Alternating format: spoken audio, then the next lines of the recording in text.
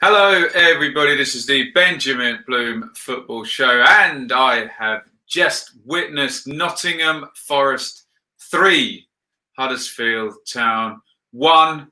Really decent performance by Forest in the end. A tight first half, and Forest go in 1-0 up. They score immediately after the restart.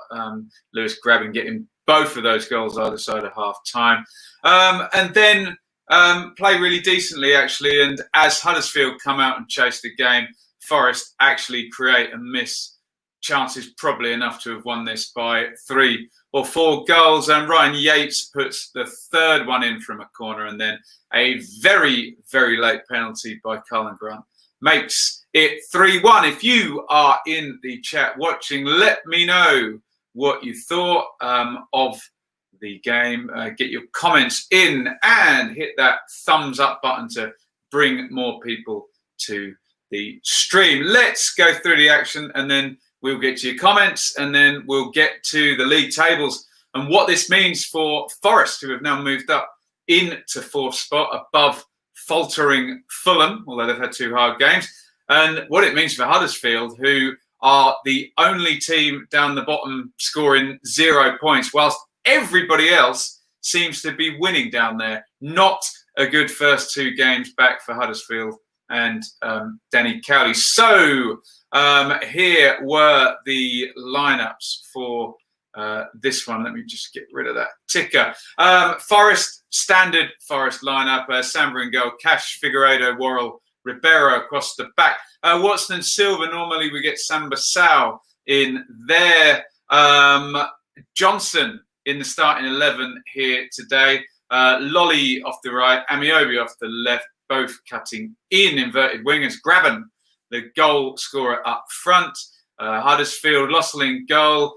Dehaney, Steven and Schindler. Toffolo is the other fullback. Hogg and O'Brien sitting, although O'Brien probably did more going forward than most of the players ahead of them. Although I can probably spare Alex Pritchard that criticism. He played down the right.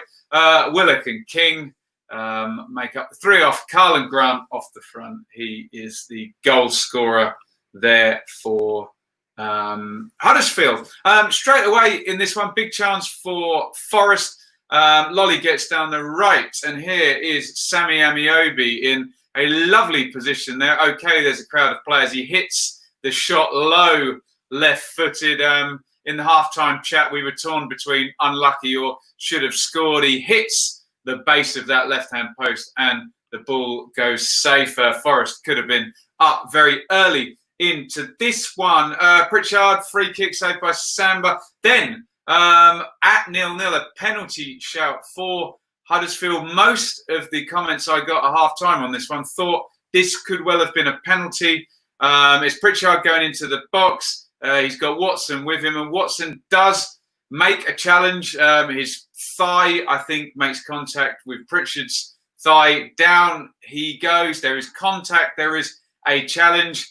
I don't know whether there's a foul. I think that's open to interpretation. I'm going to sit on the fence with that one. If that had been given, I'd have probably gone, okay. And it's not been given, and I'm saying, oh, well, okay. A tricky one for the ref to call there, I think.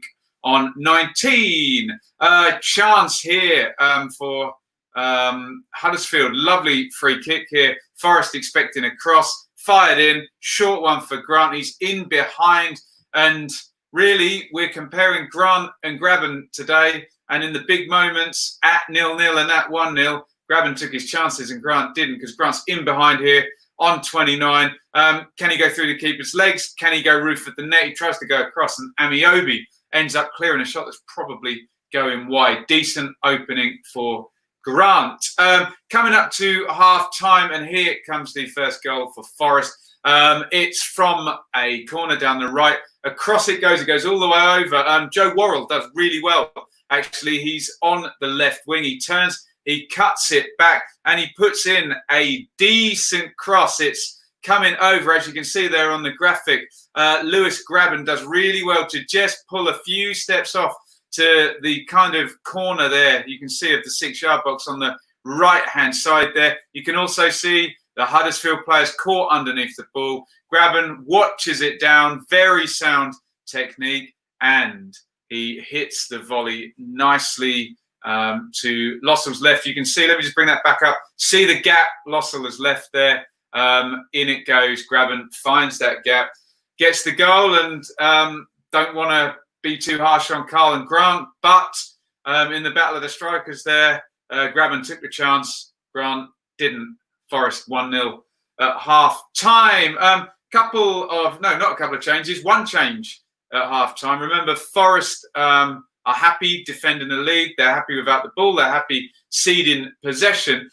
So Johnson comes out. Yates comes in to not just shore that midfield two up and play with Watson, but release Thiago Silva a little bit further forward. And Forest scored. I'm not saying because of this change, but Forest scored immediately as we go into the second half. It's a lovely link up between Sammy Amiobi and Lewis Grabban. And I always say Grabban in the Championship is a blue chipper. If you stick him in your team in the Championship for, say, 40 games, he normally will score 20 goals. Doesn't matter how bad your team is either. It doesn't matter if it's a Villa managed by Steve Bruce or Reading on loan or Norwich, Sunderland even. He scored for everybody in the Championship. He always does. Obviously, one of those players doomed to never do it at the top level. But in the Championship, Lewis Grabban has long been a go-to guy to get you your goals. And he gets another one here.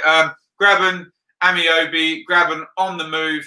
Amiobi slides it through. The defenders do not go with the second run from Grabban. He is in behind. I do have a graphic you can see there. Chases it into the box, draws Lossell. But in this situation, the centre forward should always be the favourite. And he makes himself the favourite. A little bit of shimmying. Is he going to go across? Looks one way, side foots at the other. But you can see from that still that he is strong favourite to score that. And he slides it in. 2 goals from Grabban, like a minute or two either side of half time. And I wrote down in my notes, game over at that point. This is a Lamouchi Forest team that looks nice and tight, nice and steady. And for all that Huddersfield did have a pretty decent first half and a pretty even first half, it's not going to play well being 2 down away at Forest with Lamouchi as the manager. It gets really open now. Fair dues to the Cowleys, because they don't just sit there and go damage limitation. They know that Barnsley, Luton, Wigan have gone into the distance. Charlton have won twice. Borough have got Warnock. They know that the points per game down in the bottom 6 is artificially, crazily, ridiculously high at the moment, and they need points. So it doesn't really matter thinking about goal difference at the moment. Huddersfield need points, and it becomes very open now, and that really plays into Forest's hands, as we're going to see. The chances are going to come. Lolly drives in off the right, feeds Amiobi, touch and hit. There's bad Amiobi and there's good Amiobi. That was slightly bad Amiobi, wasn't it? Slashes at it and wide it goes. Not to say that he did not have a good game today. Keep your comments coming. I can see them coming in. We'll get to them in just a jiffy. Chalobah and Smith Rowe come in for Pritchard and Hogg. And Chalobah straight into the action, wins it in midfield. On to Smith Rowe. Good drive from him. Releases it on the run to Carl and Grant. Again, it's like the transposition of his chance in the first time. He's on the left-hand side.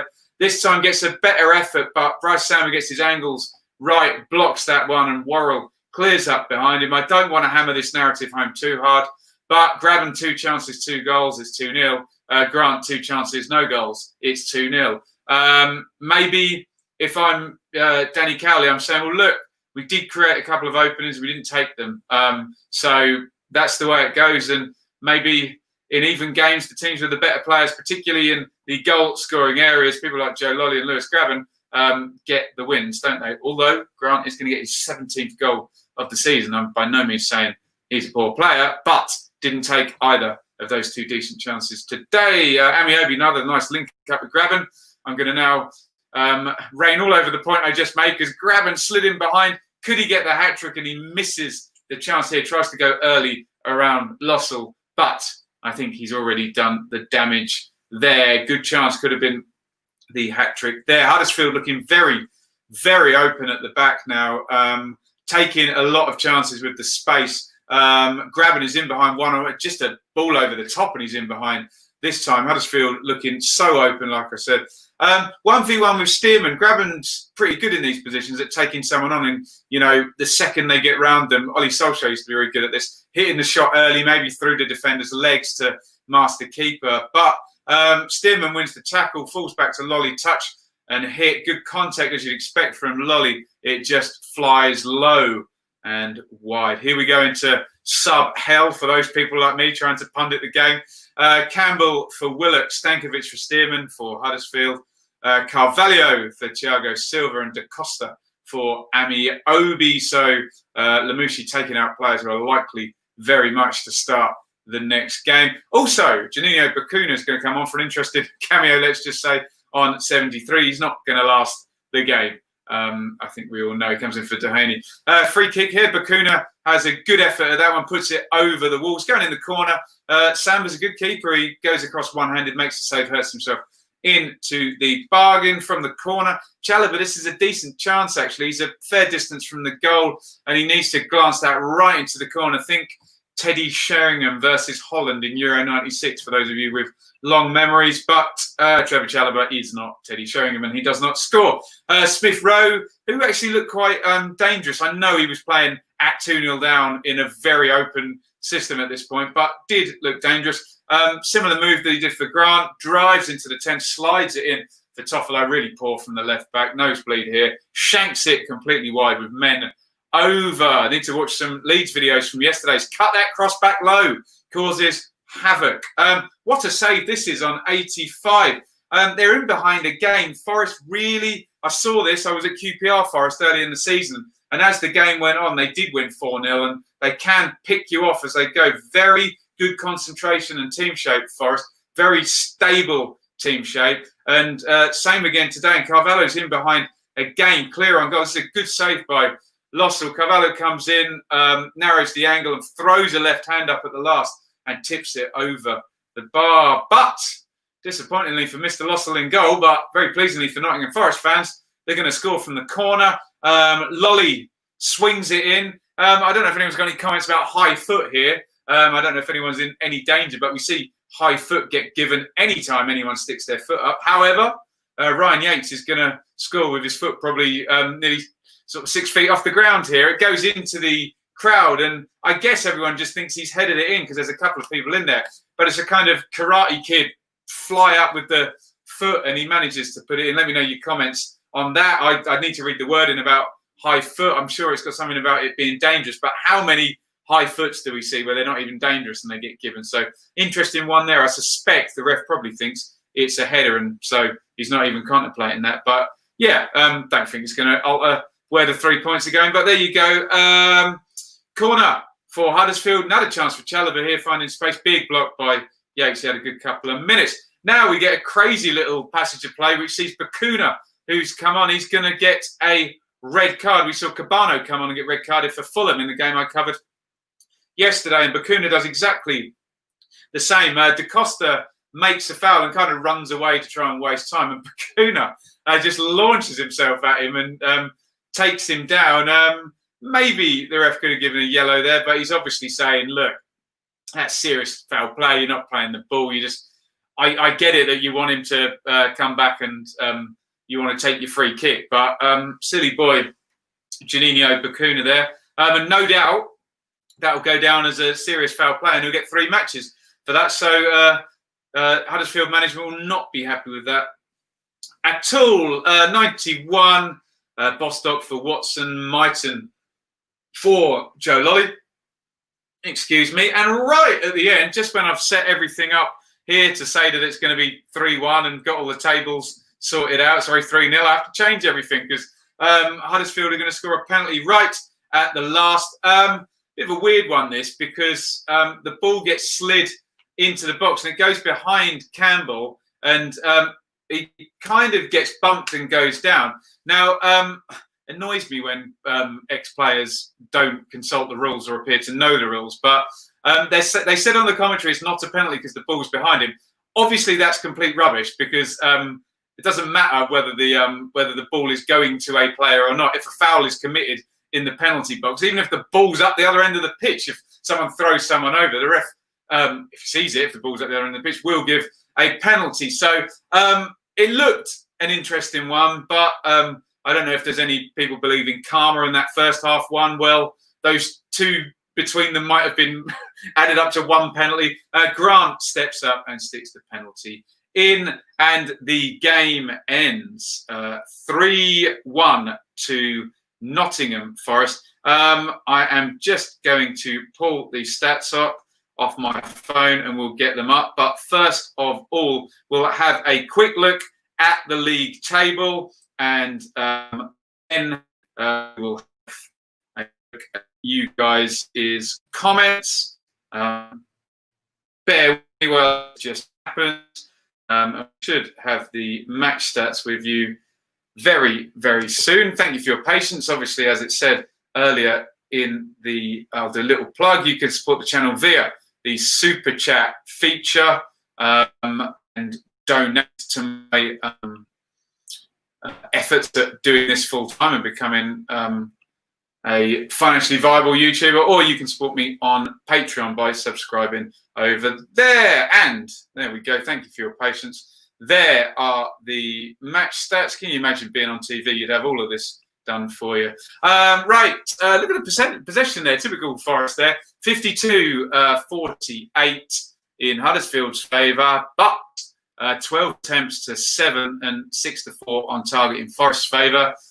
7 blocked shots. That says a lot about the way Forest defend. 7 blocked shots for Huddersfield. No high percentage chances, really, although I guess that will get the XG figure will get corrupted by a penalty, which adds 0.77 on.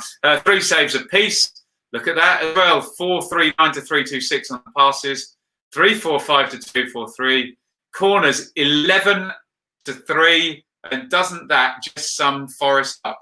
Does not matter. They will let you have the possession. They will let you have the territory, but they will not let you have high percentage chances. That's how they're set up. And those stats, I think, go to prove it, because Forest really kind of worthy winners in this one. I will get to your comments imminently. Let's have a quick look at the table. I'm going to make a quick apology because I got this up before that one goal went in, the last minute penalty. So Forest's goal difference is wrong there. That will be 12, not 13. But who cares? Because Forest, if you're a Forest fan, that is, move up into 4th position. They move above Fulham. All very tight now between 3rd, 4th and 5th. Brentford 66, Forest 64, Fulham 64. One would probably consider that Cardiff, even though they've got that 3-point gap, they're more involved in the chase behind, unless they can keep winning and force that gap anymore. You would have to say, given that we were discussing Fulham yesterday in terms of the top 4 race and the top 2 race, that Forest have now entered that, haven't they? They are 7 points behind West Brom. Obviously, with 7 games to go, that's a big deficit. Brentford with 5 to go. But any more slips from, well, West Brom particularly, Leeds and West Brom, could be punished by one of those chasing teams. Forest, in terms of the gap behind them now, also a 7-point gap down to Preston in 7th place. So playoffs looking pretty secure, as Larry David would say. Nearly finished Curb Your Enthusiasm, my lockdown viewing. Down the bottom there again, that goal difference will be wrong because I did this before stoppage time had finished. That'll be minus 17 for Huddersfield. But more importantly, Huddersfield have come back and scored 0 points from their first 2 games. Barnsley have scored 4. Luton have scored 4. I think Stoke have scored 1. Borough have scored 3. Charlton have scored 6. And Wigan have scored 6. So Huddersfield have had a very bad 2 games. Everyone around them has taken ground. Even Hull have got a point. And yesterday moved out of that bottom 3.